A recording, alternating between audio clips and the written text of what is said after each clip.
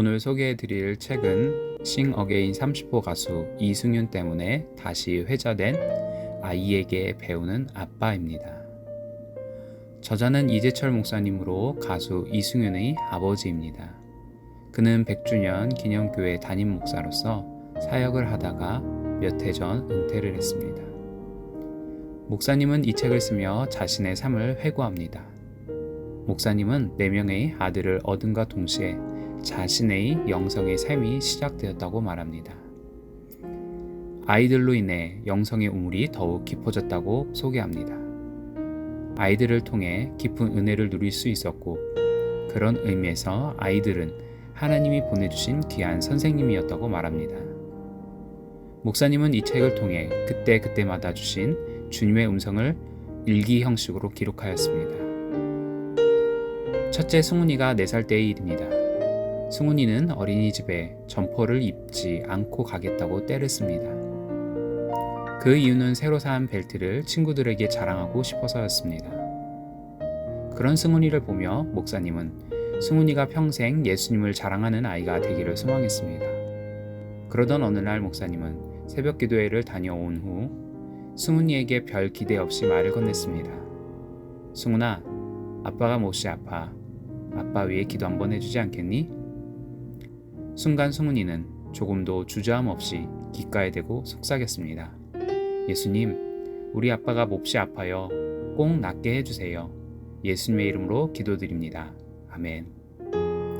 승훈이의 기도를 처음 들었던 목사님은 부모가 예수를 자랑하면 아이들도 예수님을 자랑하며 살게 됨을 깨닫게 됩니다.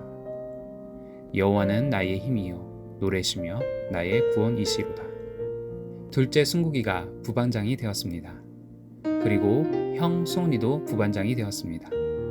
부반장이 되어 그날 저녁 시간에 식구들이 두 형제의 반장 선거 연설을 듣게 되었습니다. 먼저 둘째 승국이가 말합니다. 만약 여러분들께서 저를 부반장으로 뽑아주시면 여러분들을 기쁘게 해드리겠습니다. 그래서 우리 2학년 2반이 전교에서 제일 밝고 재밌는 반이 되게 하겠습니다. 이어 형도 연설 내용을 씩씩하게 가족들에게 이야기했습니다. 연설을 듣고 있는 두 동생들은 형들을 자랑스러운 눈빛으로 쳐다봅니다. 그 모습을 보고 있노라니 두 아이들이 대견해 보입니다. 부반장이 되어서가 아니라 자신의 주장을 당당하게 내세우며 설득하는 모습에 대견했습니다.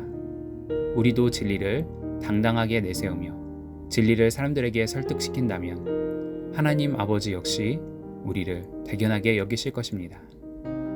이 백성이 내가 나를 위하여 지었나니 나를 찬송하게 하려 함이니라.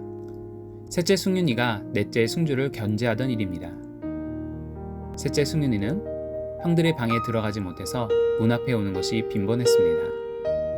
승윤이가 형들 방에 들어가 책상들을 다 뒤집어 놓기 때문이었습니다.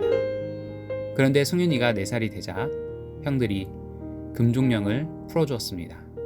이제는 마음대로 형들 방에 들어갑니다. 그리고 이 금종령은 동생 승주에게 떨어졌습니다. 만 18개월이 된 승주가 걷기 시작하자 형들의 방문이 굳게 닫혀버렸습니다. 승윤이가 그랬던 것처럼 이제는 승주가 문 앞에서 울기 시작합니다. 그런데 이번에 다른 것이 하나 있습니다. 그것은 금종령을 시행하는 형이 승국이가 아닌 승윤이입니다. 형들의 방에 있는 물건을 헤집어 놓아도 승윤이에게는 손해볼 것이 없습니다.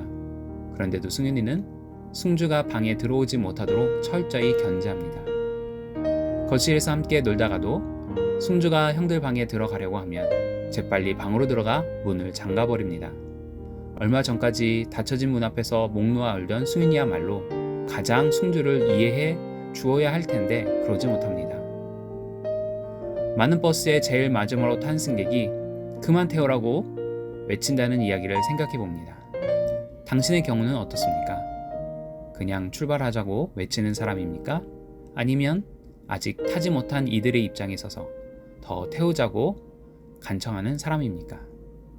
자기가 시험을 받아 고난을 당하셨은즉 시험 받는 자들을 능히 도우시느니라. 이렇게 목사님은 자녀를 양육하며 주신 하나님의 말씀들을 묵상하며 우리에게도 도전을 줍니다. 우리 역시 이 책을 통해 자녀뿐 아니라 인간관계 속에서 말씀하시는 하나님을 묵상함으로 우리의 영성이 삶 속에서 더욱 깊어지기를 소망해 봅니다.